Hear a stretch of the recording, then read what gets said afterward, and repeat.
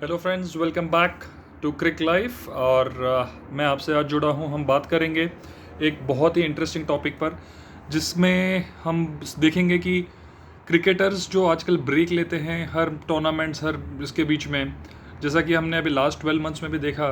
T20 world cup के पहले preparation के नाम पे हमने काफ़ी सारे प्लेयर्स लोगों को ट्राई किया, भले वो फिर T20 फॉर्मेट हो या वनडे फॉर्मेट हो। तो उसका बेनिफिट है या उसका नुकसान है। हालांकि हमने वर्ल्ड कप सेमीफाइनल में हारे, हमारी कोशिश बहुत अच्छी रही, लेकिन काफ़ी सारी कमियां भी रही। और उसका post match, post tournament analysis में काफ़ी लोगों ने ये कहा है, और सारे एक्सपर्ट्स ने भी ये कहा है कि it is more due to ना देर इज़ नो कंटिन्यूटी। आपको कुछ थॉट प्रोसेस एक क्लियर नहीं था। हमने इतने सारे प्लेयर ट्राई किए, हम एग्जैक्टली करना क्या चाह रहे थे, कैप्टन की क्या सोच थी, कोच कितना एक प्लेयर के साथ कितना उसने एक प्लेयर को देखा है कंटिन्यूस। तो कई सारे सवाल है, कई सारे लोगों के अलग अलग ओपिनियन है। बट मेरा पर्सनली क्या मानना है, मैं आपको मेरी थॉट आपसे शेयर करना चाहता हूँ। बेसिकली एक कोई भी बड़े टूर्नामेंट के पहले आपका एक कोर ग्रुप हमेशा एक डिसाइड रहना चाहिए कि आपके मेन प्लेयर्स कौन है और कौन कौन से पोजीशन पे कैसे सिचुएशन पे कैसे खेलेगा। और वो पूरा core group at least 15 to 20 matches साथ में खेलना चाहिए सारी सिचुएशन के थ्रू, ताकि वो एक दूसरे के गेम को जान सके। जो कैप्टन है उसको पता चले कि उसका जो मेन प्लेयर है या उसके जो दूसरे प्लेयर्स हैं कौन से सिचुएशन में वो लोग कैसे रिएक्ट करते हैं। बिकॉज रियल मैच सिचुएशन, जैसे प्रेशर मैच सिचुएशन सेमीफाइनल्स में आई थी, अब 3 विकेट 4 विकेट डाउन थे। आपने देखा कोहली और हार्दिक पांड्या ने कैसे पाकिस्तान के against they came up with the goods. But उसके अलावा जैसे सूर्य कुमार यादव थे, ही इज़ बिन, मतलब वो सबसे आज के डेट पे सबसे सुप्रीम फॉर्म में है, लेकिन वो प्रेशर मैच सिचुएशन में शायद उस टाइम पे वो क्लिक नहीं कर पाए। सेम गोज़ फॉर के एल राहुल, हालांकि उनकी इंजरी भी हो गई थी और उसके पहले शायद वो कोविड से भी गुजर रहे थे। जिम्बाब्वे के अगेंस्ट भी आई डोंट थिंक सो उन्होंने फुल इंटेंट के साथ खेला। सो वो इंटेंट का एक किस्सा अलग है, हम उस पर बिल्कुल बाद में बात करेंगे। लेकिन मैं जो आज जिस पे फोकस करना चाहता हूँ वो ये है कि our players playing together as a unit for a long time so that captain can understand their strengths and weaknesses in a real match situation. आपने भले कितने प्लेयर्स लोग को चांस दे दिया मगर क्या वो उस टाइम पे आके खेल रहे हैं मैच? बड़े टूर्नामेंट में तो वो नहीं है। और उनको इंसेंटिव क्या इतना अच्छा परफॉर्म करने का, जो बायोलैटरल सीरीज वगैरह में जिन्होंने बहुत अच्छा खेला उसके अगेंस्ट कुछ नहीं। एशिया कप, जिसमें एशिया कप हमारा हुआ था, देर वर फ्यू बॉलर्स दैट उनको ट्राई किया गया था, वो कंप्लीटली आउट थे ये वर्ल्ड कप से। कुछ एक आधी स्क्वाड में थे लेकिन उनको एक भी चांस नहीं मिला। तो कहीं ना कहीं एक थॉट प्रोसेस या प्लान बी हमारे पास नहीं था, ऐसा मुझे लगता है, when it comes to the recent World Cup that we saw. और जहाँ तक ब्रेक लेने की बात है, काफ़ी सारे अभी इन द हाइंडसाइट सब बात करेंगे, ब्रेक नहीं लेना चाहिए था या वर्कलोड मैनेजमेंट। एक ये क्लीशे वर्ड बहुत चल गया आजकल वर्कलोड मैनेजमेंट के बारे में।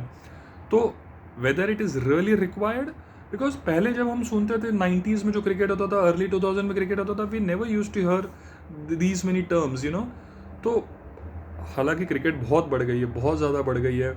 फिटनेस रिजीम आजकल इतने इतने स्ट्रॉन्ग किए हैं उन्होंने, उसके बावजूद भी अगर उनको लगता है कि ब्रेक की ज़रूरत है या क्या है, क्योंकि मैं नहीं समझता कि a professional cricketer who is playing for continuously for so long, obviously उनकी body, they have to take care of their body, specially the fast bowlers.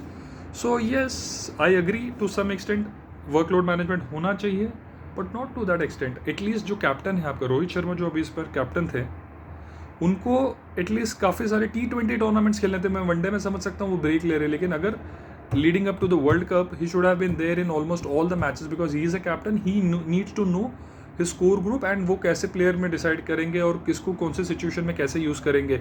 Nets में और बैक स्टेज आप काफ़ी सारी प्लानिंग तैयारी ऑन पेपर कर सकते हो, बट जो सिचुएशन मैच के टाइम पे होती है वो there is no comparison for that particular thing.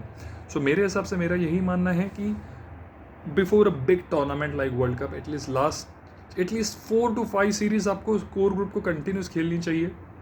उसमें अगर किसी को रेस्ट देना है, ब्रेक देना है फॉर अ पर्टिकुलर रीज़न, अगर कोई निगल कैरी कर रहा है तो येस आप दीजिए, but otherwise I don't think so there is any need for a break. अब जब वर्ल्ड कप ख़त्म हुआ है, इमीडिएटली जो उसके बाद की सीरीज़ थी, we immediately so all the senior players are not there, right?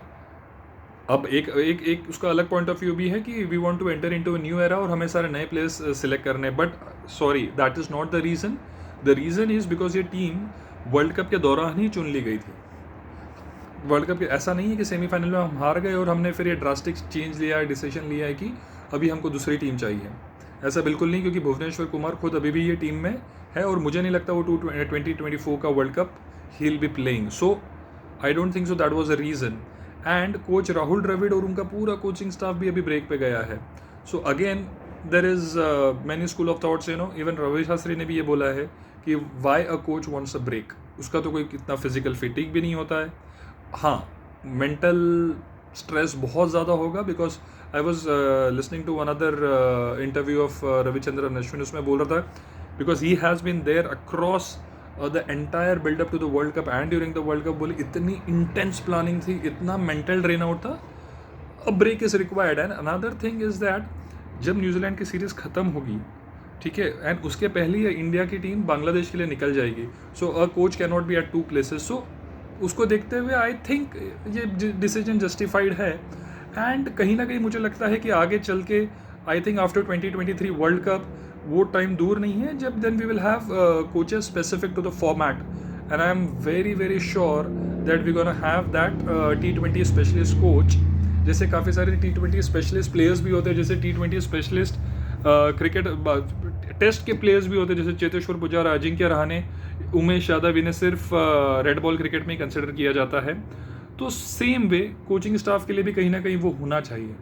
आपके specific format specific coaching staff हो और वो उनको पता रहे कि उनको किस फॉर्मेट में उनका काम करना है, क्या करना है. एंड रही बात ब्रेक की for coaching staff, I believe that IPL is there where they usually are not part of any franchise. जो अगर नेशनल कोच है, नेशनल ड्यूटी इंडियन टीम के साथ जुड़ा है, they cannot take any other assignment with any other franchise. So having said that, they will get their due break, but at the same time we should not criticize at least Rahul Dravid or any other person for that matter. There can be particular reasons and they know why they are taking a break. And I feel that ये बहुत logical है, क्योंकि New Zealand की series ख़त्म होगी, उसके पहले ही इंडिया की टीम टेस्ट टीम बांग्लादेश पहुंच जाएगी. So that is the only reason which I feel that Rahul Dravid might not have. But this is not the first time this has happened. जो ऑस्ट्रेलिया के साथ सीरीज़ थी, या sorry Ireland के साथ series थी, उसमें भी VVS लक्ष्मण गए थे. बट उसमें ये भी माना था कि इंडिया की टीम टेस्ट टीम ऑलरेडी वो जो एक सिंगल टेस्ट खेलने के लिए इंग्लैंड जा चुकी थी. तो at this point of time we don't have any clear indication why this stands have been taken. But till that time we should back our team, we should back our coaching staff, we should back Rahul Dravid. I know we had a bad tournament or a disappointing end at least, but as far as the process is concerned, I feel they had the right process wherein they lead up to the tournament. Yes, there were few decisions or few selection, I would say, might not have gone wrong, but captain believed in them and that's why they went ahead with that. So yeah, on that note, I feel that the workload management should be there, but there should be a method to it. There should be a proper planning to it. हम क्यों break दे रहे हैं और किस चीज़ के लिए break दे रहे हैं, और बड़े टूर्नामेंट के पहले आपका कोर ग्रुप साथ में आ जाए. सो इसी के साथ दोस्तों मैं आपसे विदा लेता हूं और जल्दी मैं आपसे अगले टॉपिक को लेके जुड़ूंगा. और अभी इंडिया न्यूजीलैंड की सीरीज़ आज डिसअपॉइंटिंग था कि हमें मैच देखने नहीं मिला, बारिश हुई. डेफिनेटली संडे को हम जुड़ेंगे उस मैच की सारी अपडेट्स लेके, उस मैच की सारी खबरें लेकर.